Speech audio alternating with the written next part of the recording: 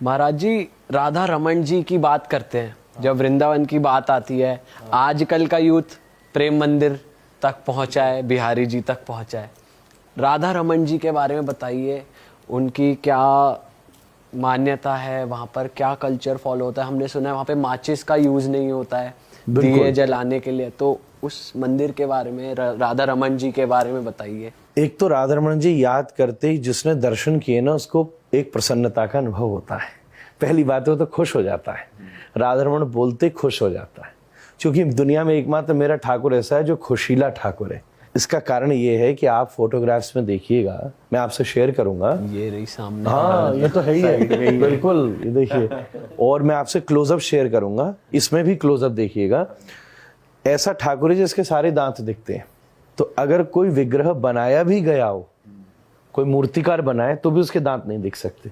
तो ये बड़ी अंदर की रहस्य की बात। और अंदर अंदर कई भक्तों ने ऐसा अनुभव किया। सुबह शाम की फोटो, 2 घंटे बाद की फोटो देख लो, हम लोगों के फोनों में ही होगी कि आज अभी हंस रहे हैं और 1 घंटे बाद नहीं हंस रहे। अच्छा, तो मतलब सामने वाला कोई अपना वाला आ जाए तो हंस जाते हैं, और नहीं आए, पसंद नहीं है तो नहीं हंसते। कभी किसी को 2 दांत दिखते हैं, कभी किसी को 4 दांत दिखते हैं। इसलिए ठाकुर जी ऐसे रहस्यमय ठाकुर हैं कि प्रसन्न रहते। ये तो किसी चमत्कार से कम नहीं है। अरे मैं क्या बताऊं, सबसे बड़े चमत्कारी ये स्वयं ही है। महाराज जी, मैंने रील्स भी देखी थी जिसमें कोई कथावाचक थे, वो कह रहे थे कि कोई भी उनको पसंद आ जाए या फिर ठाकुर जी को कोई पसंद आ जाए इतना ज़्यादा, तो वो उनके साथ ही चले जाते हैं। ऐसा भी है क्या? नहीं, वो ठाकुर जी के साथ चले ही जा सकते हैं। राधा रमन जी नहीं गए और न जाएं, आप ऐसा मतलब हम लोगों को सेवा करनी है उनकी। ऐसे तो ठाकुर जी सबके संग जाते ही हैं। अच्छा। तो पर फिर भी भगवान राधा रमन जी स्वयंभू भगवान है। ये किसी मूर्तिकार की कल्पना नहीं है, किसी मूर्ति ने नहीं प्रकट हुए थे। हाँ, शालिग्राम जी से ऐसा हुआ। चैतन्य महाप्रभु जो राधा कृष्ण के स्वरूप हैं, इस कलयुग में आप नवद्वीप मायापुर ग्राम में प्रकट हुए। उन्हीं ने सबसे पहले हरे कृष्ण मंत्र दुनिया को दिया। और आज दुनिया भर में हजारों संस्थाएं, स्कॉन भी है, गौड़िया मठ भी है, हम ये सब लोग हम चैतन्य महाप्रभु के अंतर्गत आते। तो उनके अंतर्गत 6 गोस्वामी हुए, उसमें गोपाल भट्ट गोस्वामी है। वो मूल थे श्रीरंगम से, ये दक्षिण में पड़ता है। और श्रीरंगम से आए वृंदावन, वहाँ से महाप्रभु जी की आज्ञा से गए कंटकी नदी, ये नेपाल में बहती है, वहाँ ऐसी मान्यता है, अभी भी बड़ी कठिन यात्रा है। तो वहां जाके आप अगर तुलसी जी चढ़ाते हो तो आपको शालिग्राम जी मिलते हैं। ऐसा कहते हैं शालिग्राम जी उछल के आ जाते हैं, जिसके भाग्य में हो। तो वहां से गोपाल भट्ट जी शालिग्राम जी को लेकर आए। तो अपने आप नर्मदा के जो मिलते हैं उनको स्वयंभू शिव कहा जाता है। जैसे नर्मदेश्वर, ऐसी नर्मदा के पत्थर शिव हैं और गंडकी के शालिग्राम हैं। तो उनकी सेवा करते थे। अब गोपाल भट्ट जी को भगवान को सजाने में बड़ा आनंद आता था। अभी भी आप देखो तो सबसे सुंदर सजने वाला ठाकुर हमारा ही है। देखन में छोटो लगे पर घाव करे गंभीर।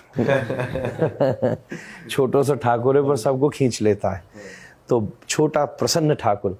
तो अब गोपाल भट्ट जी एक तो साउथ इंडिया से, अब आप साउथ इंडियन टेम्पल्स में देखो कितना डेकोरेशन होता है। भगवान कितने आभूषण पहनते हैं, कितनी मालाएं पहनते हैं, पुरुषाक, चाहे आप रंगनाथ, तिरुपति, ये फेमस ज्वेलरी पहनते हैं।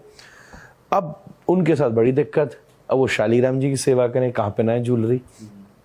और जो वृंदावन में गोस्वामी जी थे, उन लोगों के यहाँ भी ये जाके श्रृंगार करते थे। तो मन में उनके ये बात रहती थी। एक घटना और घटी, किसी ने आके मंदिरों में भगवान का मन किया कि भगवान की पोशाक बनवाऊं मैं, तो उनको दे गया।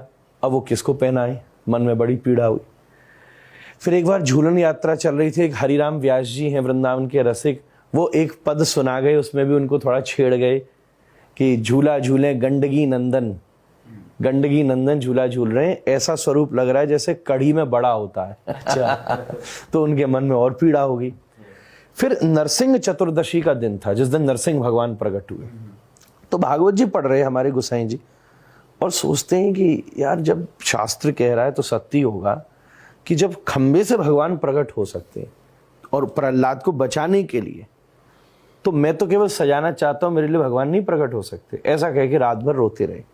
अगले दिन सवेरे जो वैशाख शुक्ल पूर्णिमा संवत 1599 सुबह यमुना स्नान करके आए, तब शालिग्राम जी की जगह भगवान द्वादशांगुल राधा रमन जी, उनको वहां प्रकट प्राप्ति और आकाशवाणी हुई, गोपाल भट्ट में तुम्हारे श्रृंगार के लिए यहाँ प्रकट हो रहा। अच्छा, शालिग्राम में एकमात्र दुनिया में ये विग्रह है जो इतना फाइन है शालिग्राम के लिए। शालिग्राम के विग्रह और भी जगह है, इतना फाइन कोई नहीं है। और उसका प्रमाण होता है कि उसके अंदर गोल्ड वायर होता है और चक्र होता है। आपने शालिग्राम जी देखा होगा, ऐसे चक्र बना होता है। तो राधा रमण जी के अंग में उस शालिग्राम के ये दोनों चिन्ह मौजूद हैं। बहुत समय पहले एक बार कई जर्मन के लोग आए थे, उन्होंने आके दूर से स्कैन भी किया, तो उन्होंने रिपोर्ट दी उस समय, हमारे मंदिर के उसमें है कि ये साक्षात विग्रह भगवान श्री कृष्ण के ग्रेट ग्रैंडसन हुए वज्रनाभ। उन्होंने वृंदावन को एस्टैब्लिश किया।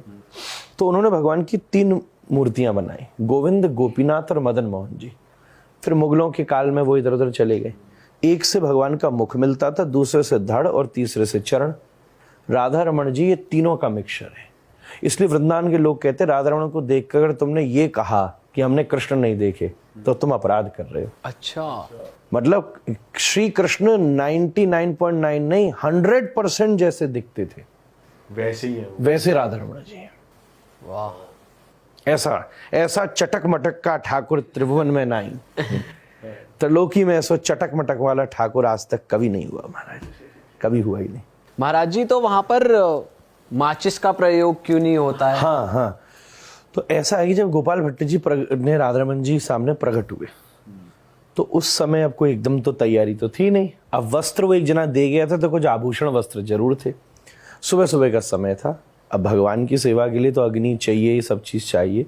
तो उस समय गोपाल भट्ट गोस्वामी जी ने ऋग्वेद में अग्नि ऋचाएं उनका पाठ करके और दाक्षिणात्य पद्धति से अग्नि को वहां प्रज्वलित किया, अग्निदेव का आवाहन किया मंत्रों से।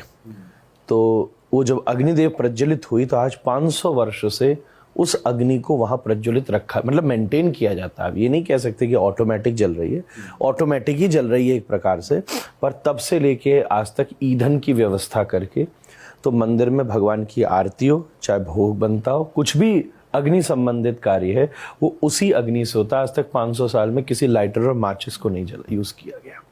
और वैसे बुझी नहीं है कभी नहीं बुझी आज तक। तो उस अग्निदेव ने, मतलब गोपाल भट्ट जी ने उनसे प्रार्थना करी कि जब तक भगवान यहाँ विराज रहे तो आप यहाँ सदा रहिएगा। तो वो उन्होंने आज्ञा दी। हम लोगों को परंपरा से अभी तक आर्ष परंपरा का हम लोग पालन करते आए, तो तब से लेके अभी तक उसी प्रकार पुरानी पद्धति से भगवान की रसोई सब गोस्वामी लोग ही बनाते, हम लोग ठाकुर जी को भोग लगाते। और महाराज जी जो मूर्ति है राधा रमन जी की, वो राधा जी का भी और कृष्ण जी का दोनों का स्वरूप है वो, या फिर सिर्फ कृष्ण जी का है? देखिए, दर्शन किया जाए तो श्री कृष्ण सामने विराजते हैं और बगल में जब आप घूंघट में देखते हैं तो वहां राधा रानी की गादी सेवा है। तो पर जो भाव का स्वरूप है, विग्रह देखा जाए तो ये कृष्ण ही है और यहाँ राधा रानी गादी रूप में है, पर भगवान का भाव से दर्शन होता है। तो एक चीज और भी है, हम बहुत सुंदर भाषा में उनको विग्रह कहते हैं। अच्छा, मूर्ति शब्द का विज्ञान अलग होता है, विग्रह शब्द का विज्ञान अलग होता है, स्वरूप शब्द का विज्ञान। ये सब शब्द जब अलग अलग कहे गए, भगवान का स्वरूप, भगवान की मूर्ति, भगवान का विग्रह, तो इन तीनों शब्दों में बहुत ज्यादा अंतर है। तो वो भी मैं कहूंगा, तो क्या माना जाता है कि राधा रानी श्री कृष्ण के संग ही एक ही रूप में है, एक मतलब 2 आत्मा और 1 तन रूप से राधा कृष्ण एक ही साथ विराजमान है, इसीलिए उनमें ही उनका दर्शन होता है। गादी सेवा का मतलब क्या होता है? जैसे ये सीट है जिसमें आपने मुझे बिठाया, या आप सबकी सीट यहाँ डली है, तो और तो कोई नहीं बैठेगा, जब आप आओगे तो आप बैठ जाओगे। तो कहने का मतलब राधा रानी कृष्ण के संग है और उनकी गादी सेवा है वो, मतलब लीला चल रही है, दोनों साथ में खेल रहे हैं, नृत्य चल रहा है, गायन हो रहा है। जब लीला पूरी हो जाएगी तो वो अपनी गादी पर विराजमान हो जाएंगे।